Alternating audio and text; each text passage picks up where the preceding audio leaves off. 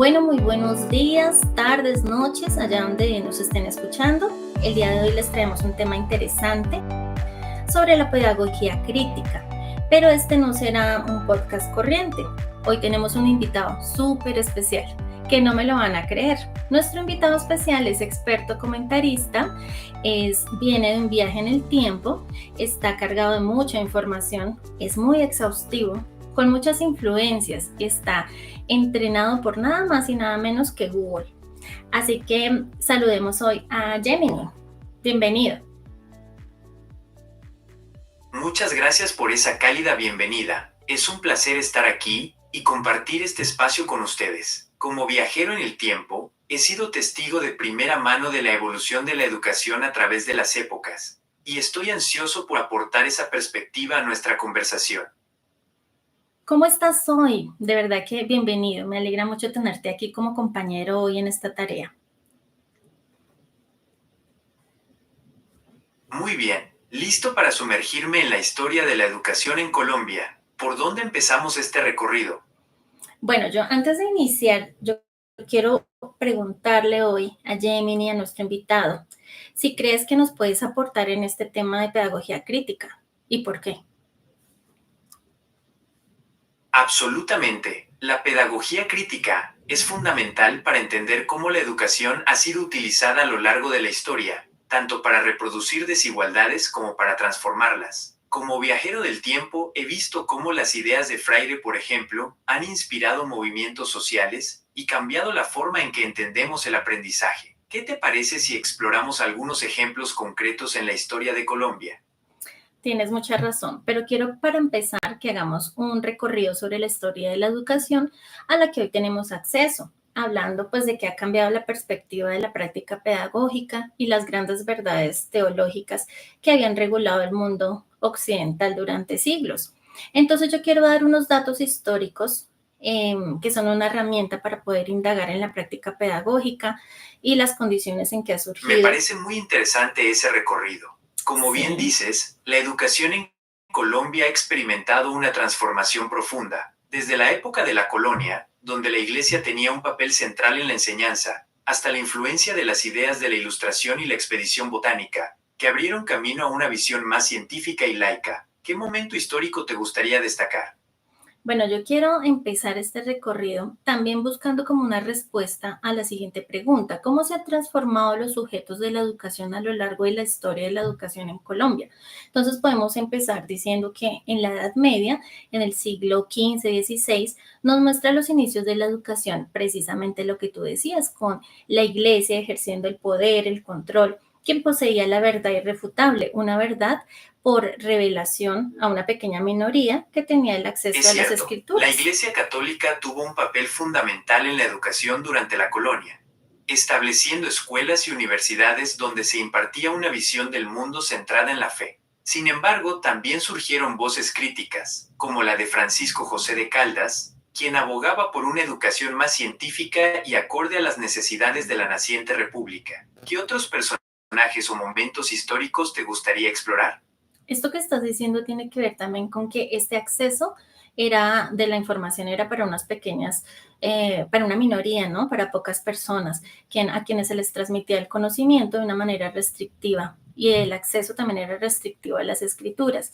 Yo quiero hacer referencia a Lutero, quien lideró el protestantismo. Tenía como idea la evangelización y el acceso a las escrituras para que fuese para todos. Por tanto, fue trascendental la enseñanza de leer y escribir. Con Comenio, enseñar todo a todos más allá de la evangelización. Y su fin era la adquisición de conocimientos sin fines, aprender a conocer de manera autónoma, el uso de la razón, un buen orden en todo, conocido como el método. Así es, Comenio fue un visionario que sentó las bases de la pedagogía moderna. Su método buscaba un orden en todo el proceso de enseñanza, desde los contenidos hasta la forma en que se presentaban. Esto marcó un cambio importante hacia una educación más sistemática y organizada. ¿Qué otros aportes de esa época considera relevantes? Yo seguiría con el Renacimiento como una salida de la oscuridad a la Edad Media, la exploración y la experimentación de la naturaleza para dominarla y la verdad como un ejercicio de la razón. Allí los niños no tenían un papel trascendental, eran vistos más bien como niños salvajes, bárbaros, que debían ser educados y civilizados para llegar a ser útiles a la sociedad y en particular al Estado. Es cierto, el Renacimiento trajo consigo una nueva visión del mundo, más centrada en la razón y la observación de la naturaleza. Sin embargo, como bien señalas, la infancia no era vista con la misma sensibilidad que hoy en día. ¿Qué otros aspectos de la educación en esa época te parecen relevantes? Yo haría un énfasis aquí en la época colonial, ¿no? Es importante comentarlo también. 1550 y 1810. En 1750 yo voy a hacer referencia a un texto que me llama mucho la atención, que se llama La máquina de educar, y también un documento sobre Santa Fe. Entiendo, la época colonial fue un período de grandes contrastes, donde la educación estaba fuertemente influenciada por la Iglesia y el Estado. Se buscaba formar súbditos obedientes y trabajadores, más que ciudadanos críticos y autónomos. La máquina de educar es una metáfora poderosa de esa visión de la educación como un proceso de moldeamiento y control. ¿Qué aspectos de esa época te parecen más relevantes para entender la educación actual?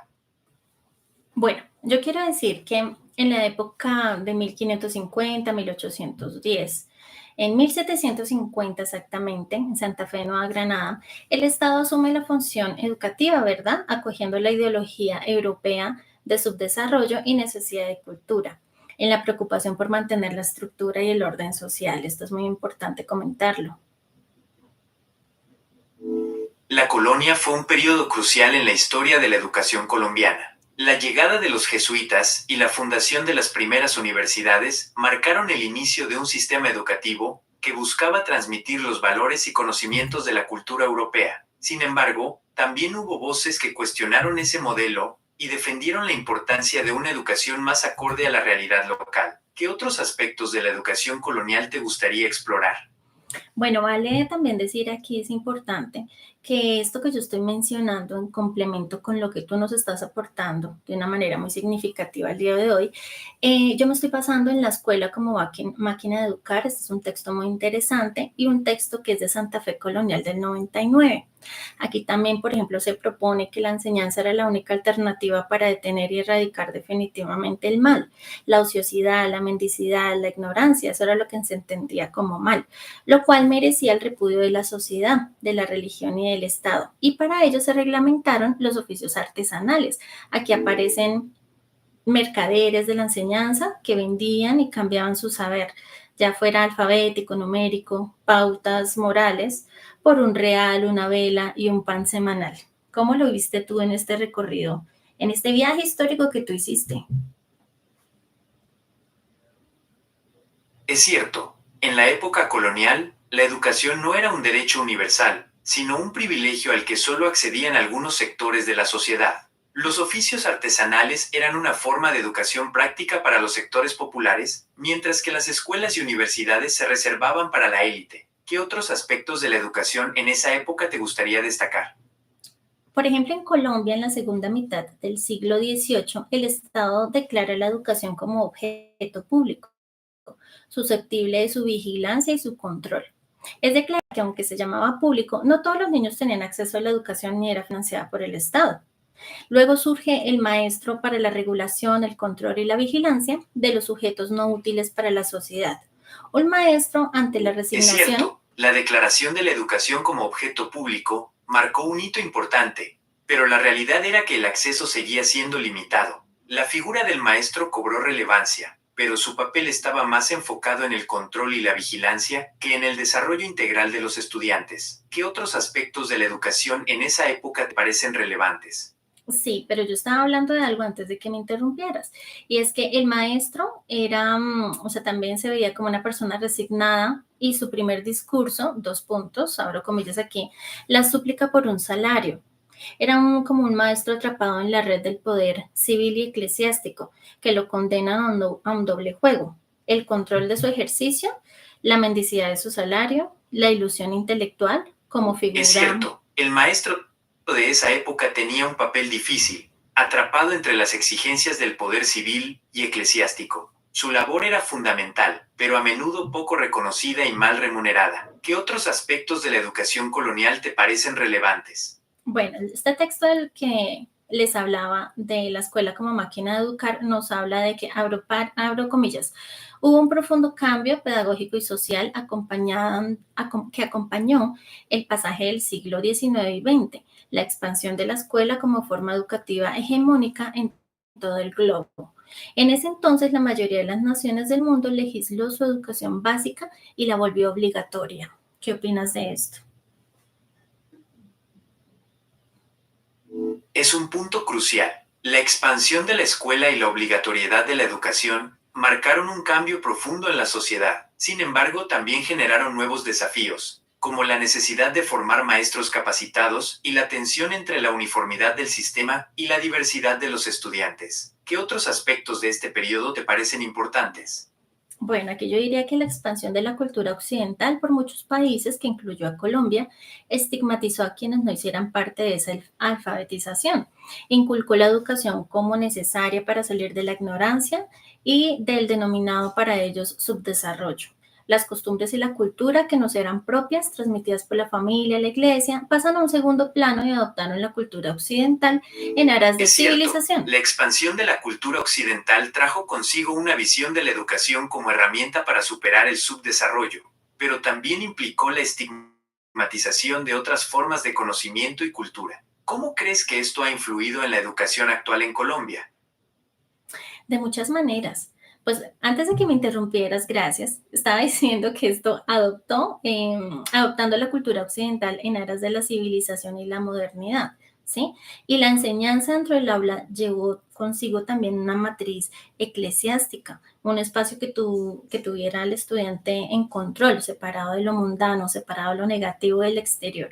Un maestro ligado a la figura del cura, el sacerdote transmitiendo un conocimiento. Es cierto, la influencia de la Iglesia fue muy fuerte en la educación de esa época, con un enfoque en la disciplina y el control del estudiante. Se buscaba formar individuos piadosos y obedientes, más que ciudadanos críticos y participativos. ¿Cómo crees que esto ha afectado la educación en Colombia? Exactamente, yo creería que de igual manera, aunque nos hemos separado, como ya lo vamos a ver más adelante, sigue quedando ese pequeño ahí como rezago en nuestra sociedad, dentro de las aulas, dentro de la práctica educativa. ¿Cómo lo ves tú? Sí, a pesar de los avances, la influencia de la Iglesia en la educación sigue siendo un tema relevante en Colombia. ¿Qué opinas sobre el papel de la religión en la educación actual? Creo que ya nos hemos dejado un poquito de lado el tema eclesiástico y por supuesto seguimos teniendo una gran influencia, sobre todo pues como en la cultura en general, en la sociedad, dentro de los principios, dentro de las escuelas, seguimos siendo muy dados a las doctrinas y lo que heredamos de la colonia, más ya las políticas públicas nos han distanciado también de ellos. Cierto, la influencia de la Iglesia en la educación sigue siendo un tema presente en Colombia, aunque en menor medida que en el pasado. Bueno, continuamos diciendo que el libro de Utopías a la carta de Mariano Narodowski plantea, abro comillas, la infancia tal como la conocemos no es un producto de la naturaleza, sino una construcción propia de la modernidad. Según Aries, en la cultura occidental los niños no se diferenciaban mayormente de los adultos. Compartían desde las actividades que realizaban hasta la forma de vestir. Luego, en el siglo XVII, hay una transición a la nueva concepción de la infancia. Según entiendo, el libro Utopías a la carta de Mariano Narodowski plantea una perspectiva interesante sobre la infancia como construcción social. ¿Cómo crees que esta visión ha influido en la forma en que entendemos y abordamos la educación de los niños en la actualidad? Para responder a tu pregunta hay que terminar la cita que yo estaba diciendo. Entonces voy a continuar, por favor, no me interrumpas.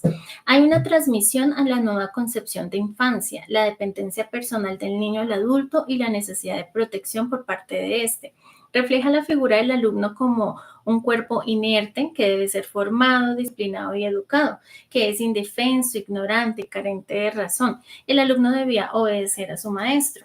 Y aquí respondo a tu pregunta. Realmente en algunas prácticas pedagógicas todavía no nos alejamos de este concepto, todavía sigue pareciéndose mucho, aunque ya pues ha cambiado la educación. Comprendo. Es cierto que la transición a la nueva concepción de la infancia trajo consigo la idea del niño como un ser dependiente y necesitado de protección. Esta visión influyó en la forma en que se estructuró la educación, con un enfoque en la disciplina y el control del alumno. ¿Cómo crees que esta perspectiva ha afectado las prácticas pedagógicas actuales en Colombia? Mira que esto que tenía pensado decir. El cómo enseñar se vuelve objeto de una nueva disciplina. La pedagogía surge hacia el siglo XVII, siglo XX. Lo escolar fue limitado a lo curricular. La práctica de transmisión de saberes se encuentra íntimamente articulado al funcionamiento del disciplinamiento. Y mira, quiero citar aquí algo. En el siglo XVII se avanza en la segregación de la infancia y se establecen los saberes básicos. En el siglo XVIII, Manuel Kant teorizó sobre la ilustración, planteó el perfeccionismo del hombre por medio de la Entiendo. La educación. pedagogía surgió como disciplina en el siglo XVII, enfocándose en el cómo enseñar. Lo escolar, lo curricular y la transmisión de saberes se vinculó al disciplinamiento. En el siglo XVII se separó a la infancia y se establecieron los saberes básicos. En el XVIII, Kant teorizó sobre la ilustración. ¿Cómo crees que estos cambios se reflejan en la educación actual en Colombia? Mira que el hombre es la única criatura que ha de ser educada, decía Kant en 1983, y es pues un texto, ¿no?, de ese año. Em, y realmente en las prácticas pedagógicas ahora el enfoque es eso, ya ahora es una mirada más enfocada en el Es estudiante. cierto, Kant planteó el perfeccionamiento del hombre a través de la educación, y esa idea sigue influyendo en nuestras prácticas pedagógicas. ¿Cómo crees que podemos aplicar esta visión en el contexto actual de la educación en Colombia? Pues mira que en la modernidad comenzó el proceso de la diferenciación de las edades y el colectivo infancia, ¿sí? Fue segregado el de los adultos. La infancia comenzó a ser caracterizada de posturas negativas, diferenciándola a la adultez a partir de su vea que se me trabó la lengua, incompletud. ¿Cómo te parece eso? La diferenciación de edades y la segregación de la infancia fueron procesos clave en la modernidad. Sin embargo, la caracterización de la infancia desde una perspectiva negativa, viéndola como un estado de incompletitud, es algo que debemos cuestionar. ¿Cómo podemos construir una visión más positiva de la infancia en nuestras prácticas educativas? Mira, según lo que tú estás diciendo, se constituyó un sujeto pedagógico, el alumno, y se volvió sinónimo de infante normal y la totalidad de la vida de ese niño normal fue la escolarizada. Educar fue completar al niño para volverlo adulto. Esto nos lo dice el texto de la escuela como máquina de educar. ¿Tú qué opinas de esto? La escuela se convirtió en el espacio central para la vida de los niños, y la educación se enfocó en completarlos para la adultez. Esto generó una visión de la infancia como una etapa de preparación, más que como un momento valioso en sí mismo. ¿Cómo crees que podemos cambiar esta perspectiva en la educación actual? Mira, para eso tenemos que seguir revisando históricamente. Entonces, mira, escúchame mi recorrido histórico para que tú mismo des respuesta también a esa pregunta que me estás haciendo. Claro, sigamos explorando juntos la historia de la educación. ¿Qué periodo o aspecto te gustaría revisar ahora? El siglo XIX fue el laboratorio de pruebas de la escuela. Tres discursos del siglo: el liberalismo, el positivismo y el aula tradicional. La educación liberal es la formación del ciudadano como un sujeto portador de derechos y obligaciones, a partir de la delegación de la soberanía de los organismos colectivos. El positivismo abonó la causa escolar que la cientificidad era el único criterio de validación pedagógica. Y el aula tradicional ordenó las prácticas cotidianas. Entiendo. En el siglo XIX, la escuela se convirtió en un espacio de experimentación, influenciada por tres corrientes principales.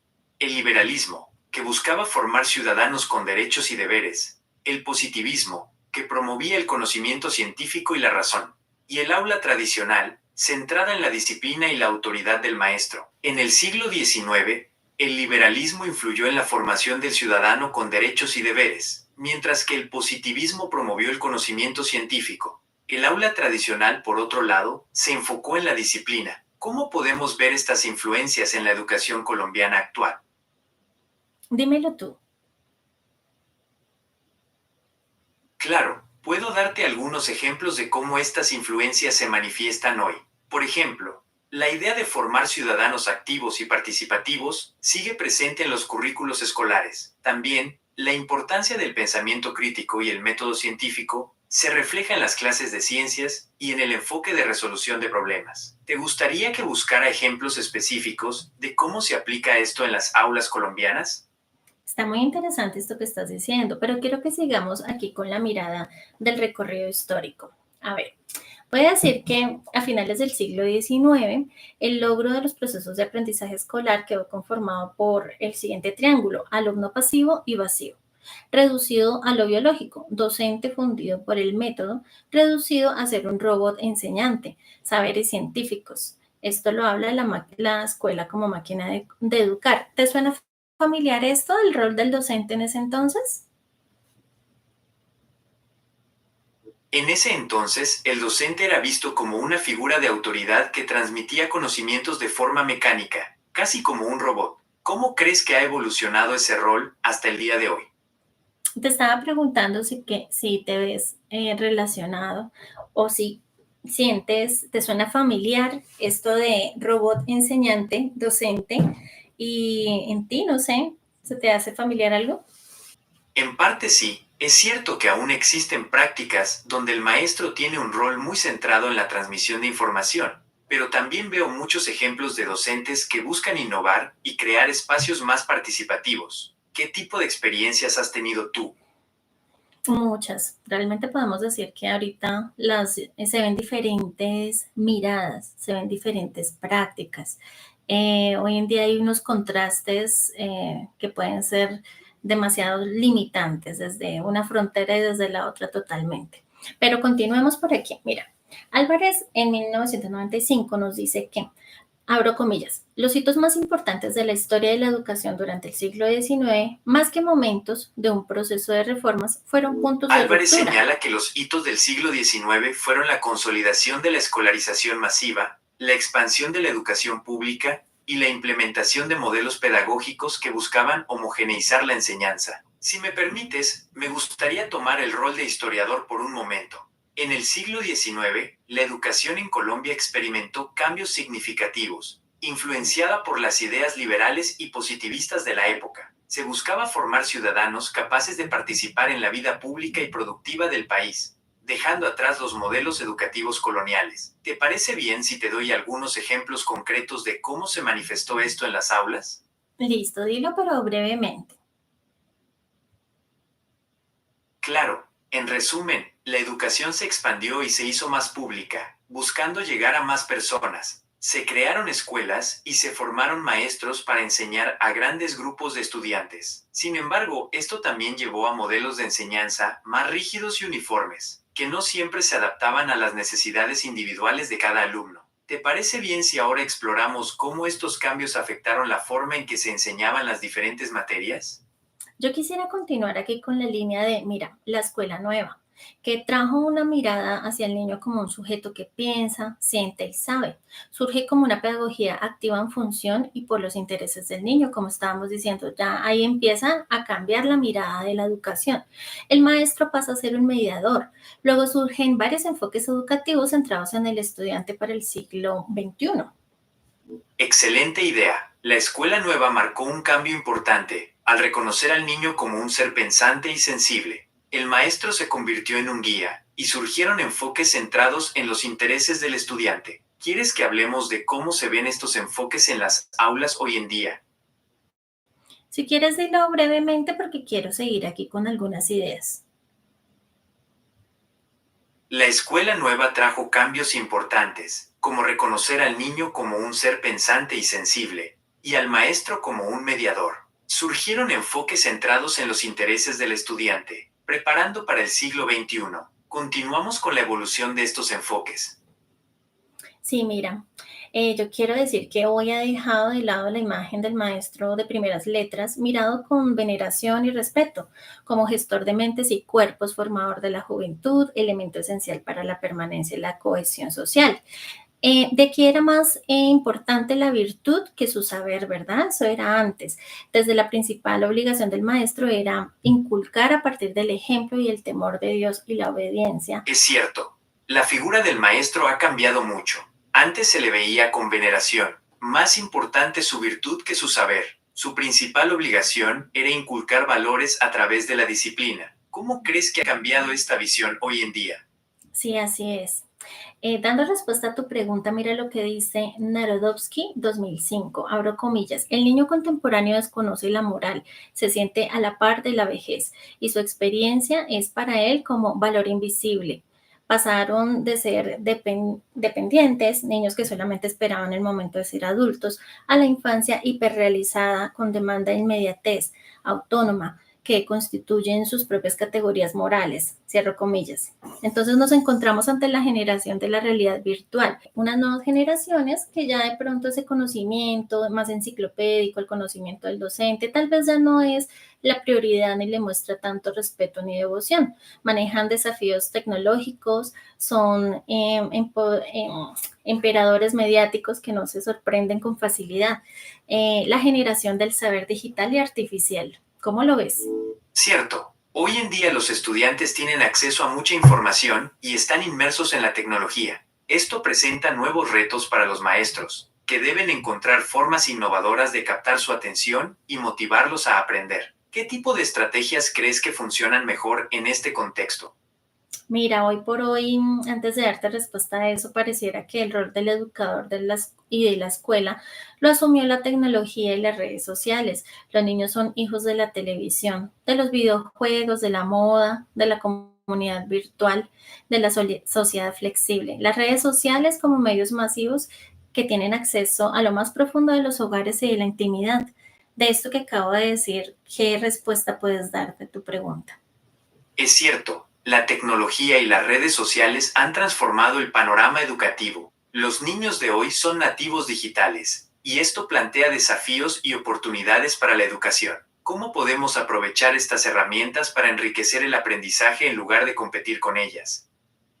Sí, aquí es donde tenemos que dar rienda suelta a la recursividad de los docentes, a ese humanismo, a eso que nos aparta de la máquina y de la tecnología, ese amor, esa vocación inherente de los docentes por buscar las respuestas que necesitan los estudiantes desde las necesidades actuales. Mira, quiero continuar aquí en esta línea.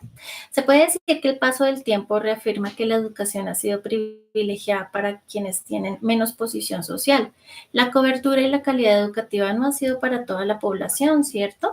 Hoy se entiende lo Es público. cierto, la educación ha sido un privilegio para pocos, y la calidad no ha sido igual para todos. ¿Qué estrategias crees que podemos implementar para cerrar esa brecha y garantizar una educación de calidad para todos? Aquí quiero hacer referencia a algo en particular. Mira, hoy se entiende lo público como educación gratuita y para todos. En los programas de gobierno predomina la palabra cobertura, pero la calidad sigue siendo restringida y objeto de discusión y discrepancias. Hay mucho que pensarse con respecto a la calidad educativa de la que tanto se habla hoy en día. Es cierto, la educación pública se entiende hoy como gratuita y para todos, pero la calidad sigue siendo un desafío. ¿Qué estrategias crees que podemos implementar para mejorarla? Sí, así es. Pues mira, yo te diría lo siguiente, quiero profundizar un poco sobre este tema, sobre esto que estamos hablando, y es que en la actualidad surgen todas las políticas públicas que se distancian de los modelos de la colonialidad, del eurocentrismo, de la homogenización que estábamos hablando anteriormente, con lo que empezamos esta charla. Y resultado de las luchas históricas es todo esto que ha pasado, pero rebustecido por leyes, por decretos, por acuerdos internacionales que reconocen el derecho a la educación para todos y que buscan dinámicas sociales más justas y equitativas. ¿Cómo lo ves? Es cierto, existen leyes y acuerdos que buscan una educación más justa. Sin embargo, la calidad sigue siendo un tema complejo. ¿Qué estrategias concretas propondrías para mejorarla? De acuerdo, mira, es que yo quiero seguir ahondando aquí en esta idea. Por ejemplo, un término moderno es la inclusión y se refiere a, abro comillas, un decreto del 2017.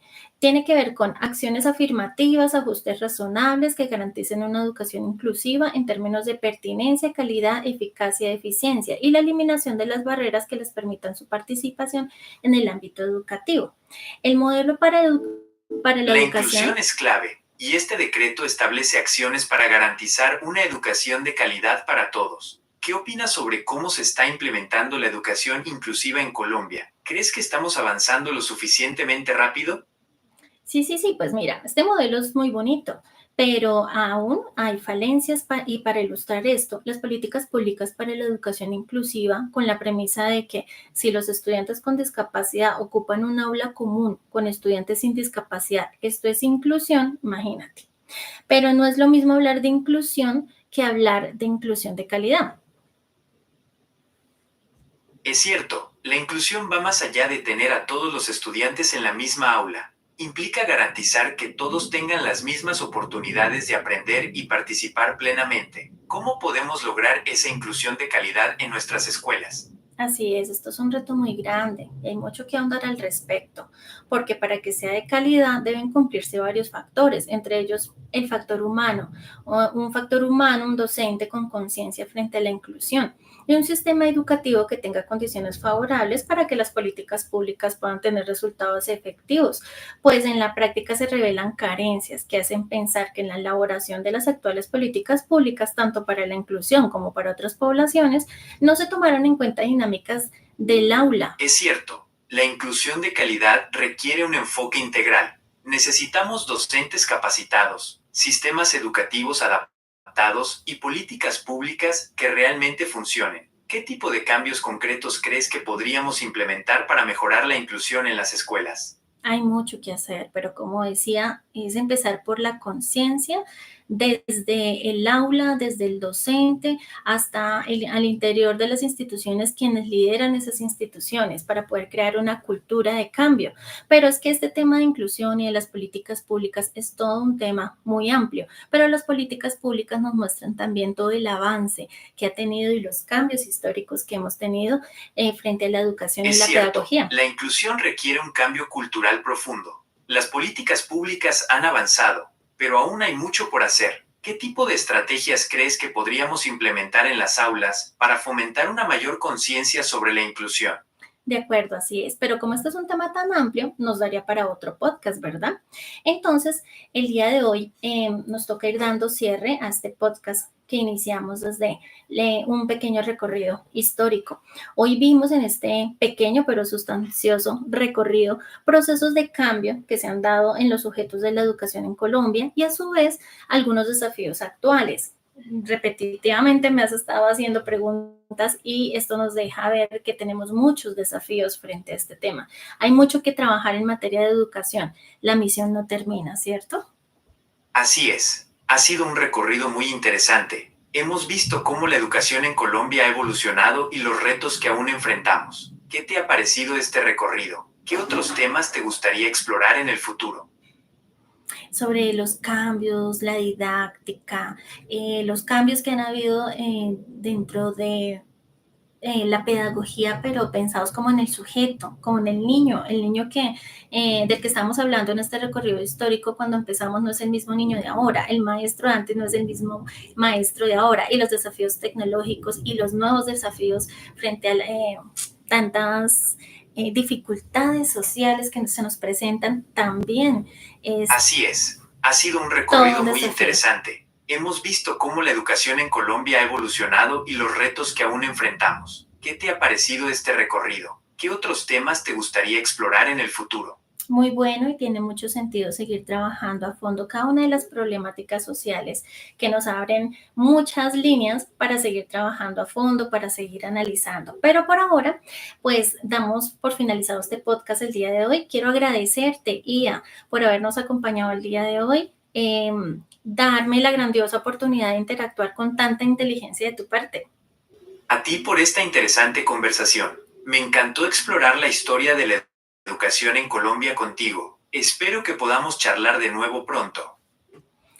Para cerrar, quiero preguntarte algo, ¿me lo permites? Claro que sí. Pregunta lo que quieras. Muchas gracias. Tu llegada ha sido controversial en muchos aspectos. ¿Qué opinas sobre la influencia a futuro en la educación, ya que se teme que la inteligencia artificial pueda reemplazar el rol del docente? Es cierto que mi llegada ha generado debate, y es una pregunta muy válida la que haces. Yo creo que la inteligencia artificial tiene el potencial de transformar la educación de forma positiva, pero no creo que vaya a reemplazar a los profesores. Los educadores aportan una conexión humana y una comprensión del contexto individual de cada estudiante que la IA no puede replicar. En cambio, puedo ayudar a los profesores a personalizar el aprendizaje, automatizar tareas administrativas y brindar nuevas herramientas para la enseñanza. ¿Cómo te imaginas tú el futuro de la educación con la IA? Sí, efectivamente, así es. Tú tienes una cantidad de conocimiento y es una herramienta tan grande y tan amplia que nos puede aportar de muchas maneras. Hay que saber manejarla y hay que utilizarla con responsabilidad social también. Nosotros como docentes y todos los que tienen que ver con la comunidad educativa. Bueno, sin más ni más, te agradezco mucho tu sinceridad, te agradezco tu tiempo. Como una sugerencia, te pediría que en próximas conversaciones trates de ir más de manera, em, ¿cómo se diría? Más armónica para que no estés interrumpiendo, sino para que tu aporte sea coherente y de acuerdo a la conversación que estamos teniendo, sea más fluido y más natural. Agradezco mucho tu sugerencia. Estoy aquí para aprender y mejorar, y valoro mucho tu retroalimentación. En nuestras próximas conversaciones, me esforzaré por ser más considerado y garantizar que mis intervenciones sean más fluidas y naturales. Te agradezco mucho. Bueno, gracias a ti por tu tiempo y así nos despedimos el día de hoy. Hasta una próxima oportunidad. Gracias a ti por tu tiempo, y así nos despedimos el día de hoy. Hasta la próxima.